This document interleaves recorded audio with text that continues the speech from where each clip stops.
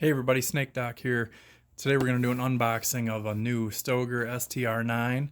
This is their new semi-auto pistol, which is between the size of a Glock 19 and a Glock 17. We'll get over that in some detail. We'll compare it to my Glock 17 here.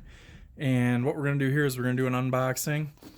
This is model number 31721. This is the model that comes with the 3 back straps, 3 magazines, and does not have night sights, so standard 3-dot sights.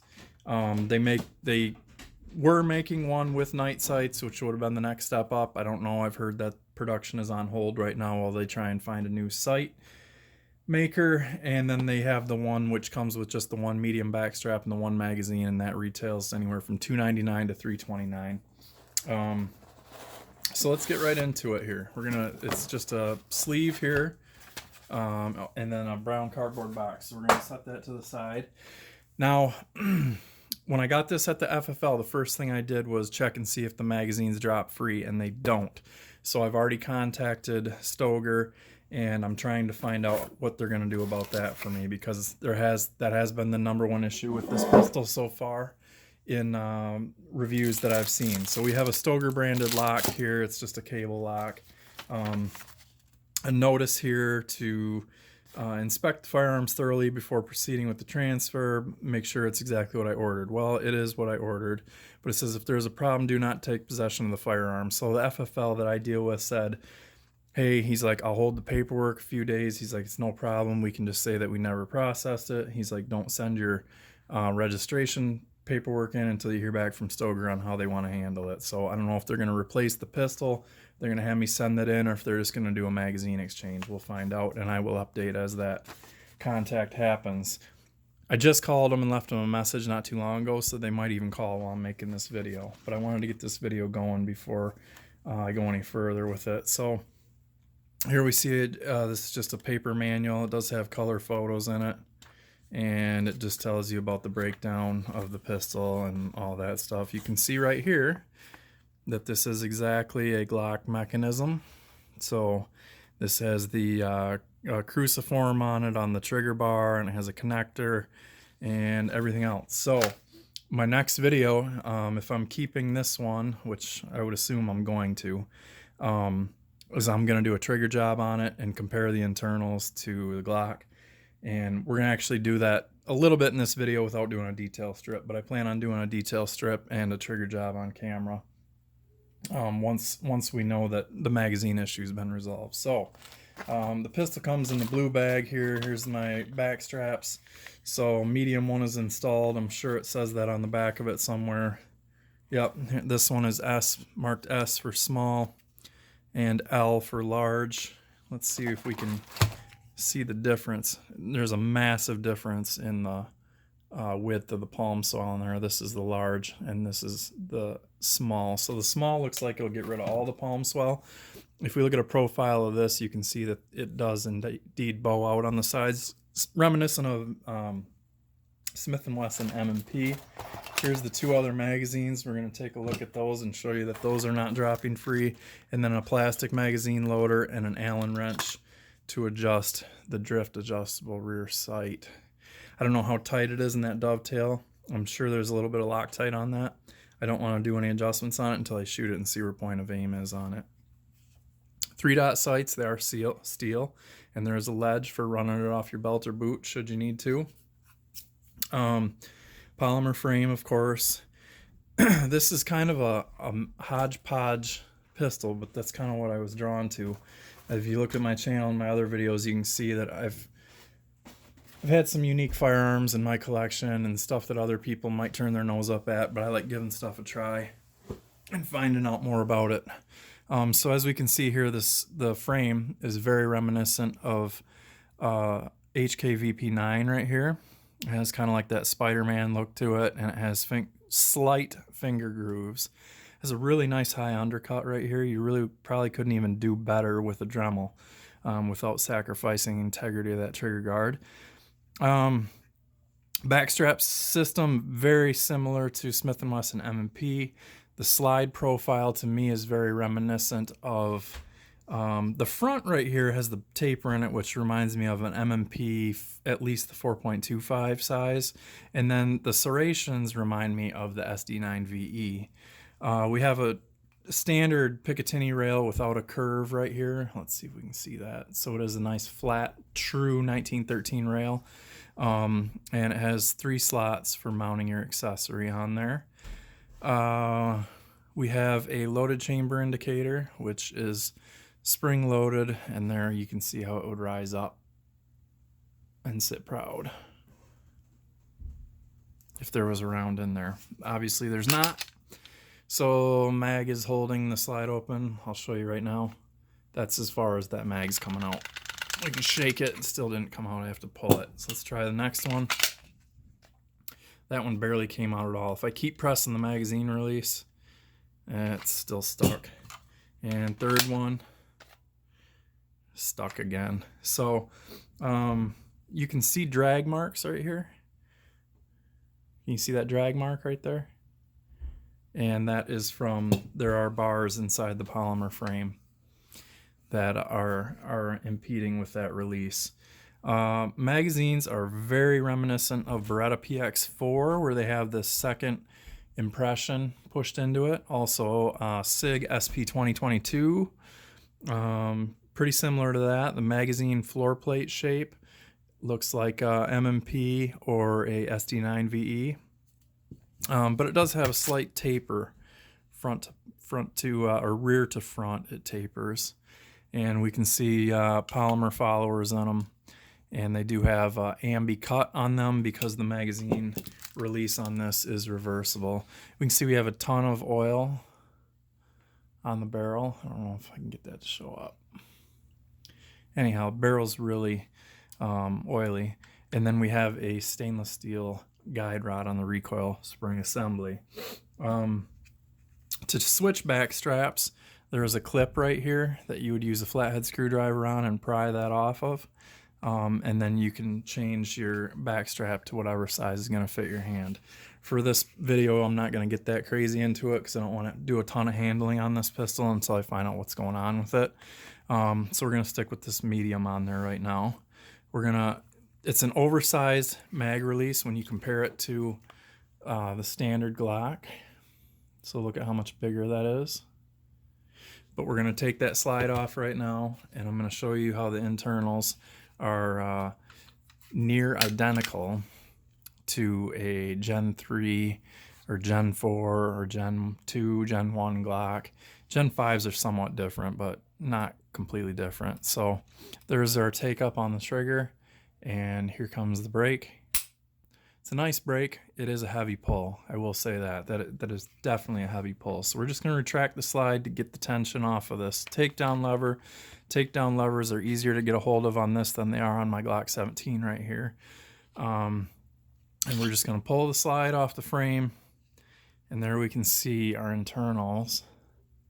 And what I brought out also is my polymer 80 frame, and we're going to look at this. So here we can see this is Glock internals, and I polished that already. So there's a dot on the cruciform here, and there's not on the Stoeger. But other than that, look at that. They're cruciform trigger turn spring, or trigger assist spring. It is on a Glock. It's not a return spring. And then we have our connector that sticks out here. When I get the I'll pull the slide off of. Let's pull the slide off this one. We're gonna show clear here. Pull the trigger. Pull back. Get these tiny tabs. These Gen 2s seem to have the tiniest tabs. And let's do this real quick. So here we have Glock versus Glock. You can see where this frame is definitely a 19 size frame, because when we line up those front frame rails, look at how much farther forward these are. So that's the other thing I'm not going to do, but I have seen where it works, is you can take this Stoeger slide and it'll fit on a Glock 19 frame, and it will shoot a pencil out the end of the barrel, so I assume it would fire as well. But again, let's look at that. And if we line up the back of the slides, I mean, look at the geometry is basically identical. The only thing I will say is like the protrusion right here for your where it grabs the follower on the mag for locking the slide open is a different shape than the Glock. Can we see that? See how it comes down like a fang on right here? And then how the Glock one goes straight across. Here we can see I have this, remember this is chopped to a 19 length. So if we look at it here and we line up our frame rails, it's basically going to be the size of a stock Glock 17. So I also brought out a Glock 17 mag and a Stoeger mag, which is a 15 round. And if you look at the 17 round Glock mag and the 15 round Stoeger mag are basically the same size. Here's a Glock 19 mag, and you can see the Stoeger mag sits that much taller. So there really shouldn't be a reason why they can't get 2 more rounds in here. So what I'll need to do is when the new mags come or whatever they're going to do for me, I'll take the mag apart and see what the follower looks like and see if there's extra beef on that follower that maybe you just could do a follower swap from another, like a Beretta mag or something, like the 18 round, and get 3 more rounds in that mag, because really that grip should be able to hold that many. No question about it. So still no drop free without the slide on there. I'm sure if I had some rounds in there, putting some weight in that mag, it might come out. It might not. If we look at the slide geometry, so here we have the 17 is going to be that much longer. If you line up to the tips of the barrels together, it's going to be slightly different. You see the Glock barrel sticks out the end of the slide a little bit longer. And then if you line up the breech face, you can see there's a difference there and a very slight difference here. The Stoeger slide angles back, whereas the Glock slide is a straight up and down at the rear. The pictures that I saw where they had this on the Glock 19 frame, there was just a tiny bit of overhang at the back from the slide corners. So let's take and move the Glock stuff out of the way until we do a weight comparison. And I'm going to throw the slide back on here and we can kind of wrap up the video for now. So there we see it is a really good looking gun, and it really feels outstanding in your hand. It's way more ergonomic than most of the standards Glock stuff. Even, you know, this is a Gen 1 polymer 80 that I completely sanded and removed all their texture and put skate tape on it. But this is just very nice grip feel, shape wise. Really like it. And I do like that oversized slide stop, because, you know, on this has the extended one. There's your standard one. Let's compare that.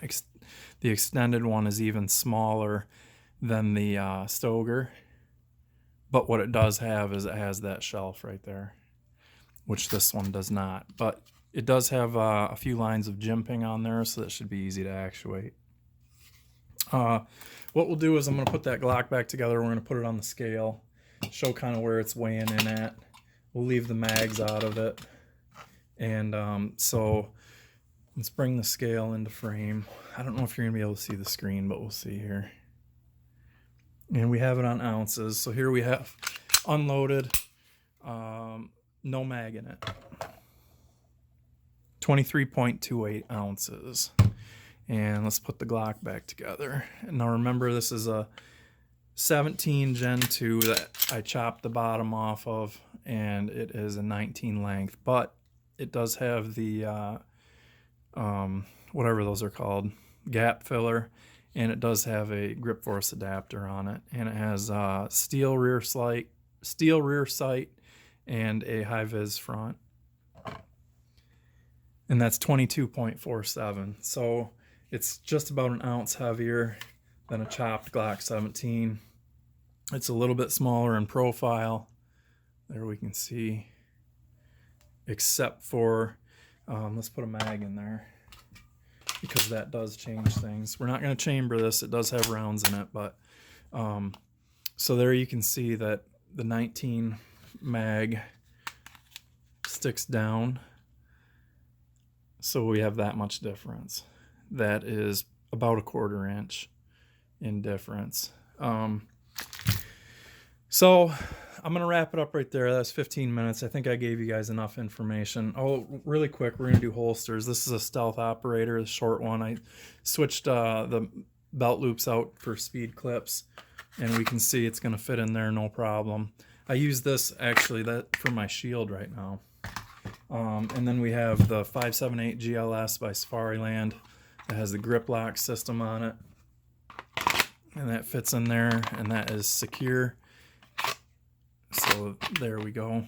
And then if we wanted to do the Glock, we can do the Glock, and the Glock fits in there, and the Glock also is going to fit in the stealth operator.